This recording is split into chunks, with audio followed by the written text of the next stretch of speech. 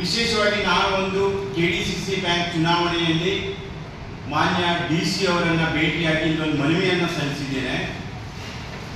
ಚುನಾವಣೆ ಬಹಳ ಪ್ರತಿಷ್ಠೆಗೆ ಒಳಗಾಗಿದ್ದು, ಸಾಕಷ್ಟು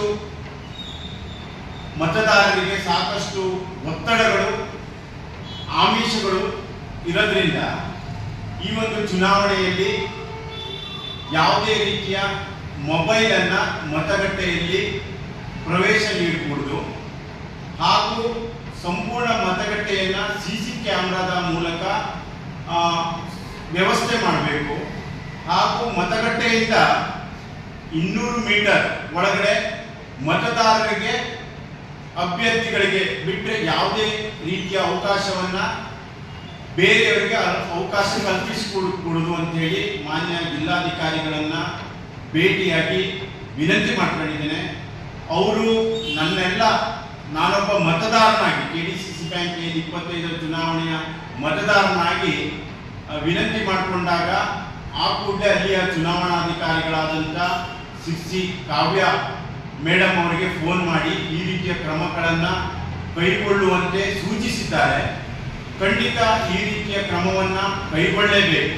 ಯಾಕಂದರೆ ಸಹಕಾರಿ ಕ್ಷೇತ್ರದಲ್ಲಿ ಇವತ್ತು ಇಷ್ಟು ದೊಡ್ಡ ಮಟ್ಟದ ಪ್ರಚಾರ ಹಾಗೂ ಜಿದ್ದಾಜಿದ್ದಿನ ಕಣವಾಗಿರೋದು ಇದೇ ಮೊದಲನೇ ಸಾರಿ ಅನಿಸ್ತಾ ಇದೆ.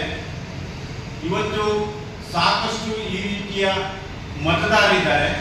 ಈ ಮತದಾರರಿಗೆ ಈ ಒಂದು ಚುನಾವಣೆಯಲ್ಲಿ ಸಾಕಷ್ಟು ಒತ್ತಡಗಳಿದೆ ಅನ್ನುವ ಒಂದು ಮಾಹಿತಿ ಇದೆ. ಆ ರೀತಿಯ ಒತ್ತಡಗಳಿಂದ ಯಾವುದೇ ರೀತಿಯ ಮತದಾರರಿಗೆ ತೊಂದರೆ ಆಗಬಾರ್ದು ಹೇಳುವ ನಿಟ್ಟಿನಲ್ಲಿ ಅಲ್ಲಿ CCTV ಕ್ಯಾಮೆರಾಗಳನ್ನು ಅಳವಡಿಸಿ ಹಾಗೂ ಮತದಾನ ಕೇಂದ್ರಕ್ಕೆ ಮೊಬೈಲನ್ನು ಅಲೌಡ್ ಮಾಡಬೇಡಿ ಅನ್ನೋದೇ ಮುಖ್ಯ ಉದ್ದೇಶ. ನನಗೂ ಬಹಳ ಬೇಜಾರಾಗ್ತಾ ಇದೆ. ಈ ಒಂದು ಸಹಕಾರಿ ಕ್ಷೇತ್ರದಲ್ಲಿ ಯಾಕೆ ಇಷ್ಟು ದೊಡ್ಡ ಮಟ್ಟದ ರಾಜಕಾರಣ ಹಾಗೂ ಹಣದ ಓಕಳಿಯನ್ನೇ ಹರಿಸ್ತಾ ಇದ್ದಾರೆ ಹೇಳುವುದು ಎಲ್ಲ ಕಡೆ ಚರ್ಚೆ ಆಗ್ತಾ ಇದೆ. ಸಹಕಾರಿ ಕ್ಷೇತ್ರದಲ್ಲಿ ಈ ರೀತಿಯ ಓಟಿಗೆ ಪ್ರಜ್ಞಾವಂತ ಆಗಿರುವ ಮತದಾರರಿಗೆ ಈ ಒಂದು ಕೆಡಿಸಿಸಿ ಬ್ಯಾಂಕ್ನ ಚುನಾವಣೆಯಲ್ಲಿ ಓಟಿಗೆ ಹಣ ಕೊಡುವುದು ಸರಿಯೇ ಹೇಳುವುದು ನನ್ನ ಪ್ರಶ್ನೆ. ಯಾಕಂದ್ರೆ ಇಲ್ಲಿ ಕೃಷಿ ಚಟುವಟಿಕೆಗಳಿಗೆ ಸಂಬಂಧಪಟ್ಟಂತ ಒಂದು ಚುನಾವಣೆ ಆ ಕೆಡಿಸಿಸಿ ಬ್ಯಾಂಕ್.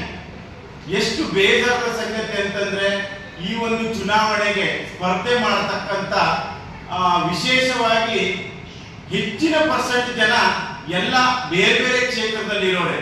ಯಾರು ಕೃಷಿಗೆ ಸಂಬಂಧಪಟ್ಟಂತ ದಿನನಿತ್ಯ ಕೃಷಿ ಮಾಡುವಂತವ್ರು ಯಾರು ಸ್ಪರ್ಧೆ ಮಾಡಲಿಲ್ಲ ಹೇಳುವುದು ನನ್ನ ಆರೋಪ. ಹಾಗೆ ಈ ಒಂದು ಚುನಾವಣೆಗೆ ರಾಜಕೀಯ ಬೇಕಿತ್ತ ಹೇಳುವುದು ನಾನೊಬ್ಬ ಹೋರಾಟಗಾರನಾಗಿ ಸಾಮಾಜಿಕ ಕಳಕಳಿ ಇಟ್ಟುಕೊಂಡು ಕೇಳ್ತಾ ಇದ್ದೇನೆ. ಇದಕ್ಕೆ ರಾಜಕೀಯ ಬೇಕಿರಲಿಲ್ಲ. ಯಾಕಂತಂದ್ರೆ ಇವತ್ತು ರಾಜಕೀಯ ಬಂದಿರೋದ್ರಿಂದ ಇದು ಪ್ರತಿಷ್ಠೆಯ ಕಣವಾಗಿದೆ. ಇವತ್ತು ಎಲ್ಲ ಪಕ್ಷಗಳಿಗೂ ಇದೊಂದರ ಗೆಲುವು ಒಂದು ಪ್ರತಿಷ್ಠೆಯಾಗಿ ಹೊರಬಂದಿರೋದ್ರಿಂದ ಇಲ್ಲಿ ಒಂದೊಂದು ಓಟಿಗೂ ಪ್ರಜ್ಞಾವಂತ ಮತದಾರರಿಗೆ ಓಟ್ ಕೊಟ್ಟು ಖರೀದಿ ಮಾಡುವಂತ ಕೆಲಸ ಬಹಳ ಚುರುಕಾಗಿ ನಡೆದಿದೆ. ಇದು ರೆಸಾರ್ಟ್ ರಾಜಕೀಯಕ್ಕೂ ತಲುಪಬಹುದು ಹೇಳುವ ಒಂದು ಸನ್ನಿವೇಶ ಇವತ್ತು ದಿನ ಕ್ರಿಯೇಟ್ ಆಗಿದೆ. ಯಾಕಂದ್ರೆ ನಾಡು ಮತದಾನ ಇರೋದ್ರಿಂದ ಇವತ್ತು ಸಾಕಷ್ಟು ಜನರನ್ನ ರೆಸಾರ್ಟ್ ಶಿಫ್ಟ್ ಮಾಡುವಂಥದ್ದು ಆಗ್ತಾ ಇದೆ ಹೇಳೋದನ್ನ ನಾನು ಕೇಳ್ಪಟ್ಟಿದ್ದೇನೆ. ದಯವಿಟ್ಟು ಮಾನ್ಯ ಜಿಲ್ಲಾಡಳಿತ, ಜಿಲ್ಲಾ ಚುನಾವಣಾಧಿಕಾರಿಗಳಿದ್ದೀರಿ, ನೀವು ಯಾವುದಕ್ಕೆ ಆಸ್ಪದ ಕೊಡಬಾರದು. ಯಾಕಂದ್ರೆ ಇವತ್ತು ಕೆಡಿಸಿ ಕುತೂಹಲಕಾರಿ ಮಾಹಿತಿಗಾಗಿ ಕೂಜಳ್ಳಿ ಟೈಮ್ಸ್ ಚಾನೆಲ್ಗೆ ಸಬ್ಸ್ಕ್ರೈಬ್ ಆಗಿ, ಪಕ್ಕದಲ್ಲಿರುವ ಬೆಲ್ ಐಕಾನ್ ಅನ್ನು ಪ್ರೆಸ್ ಮಾಡಿ.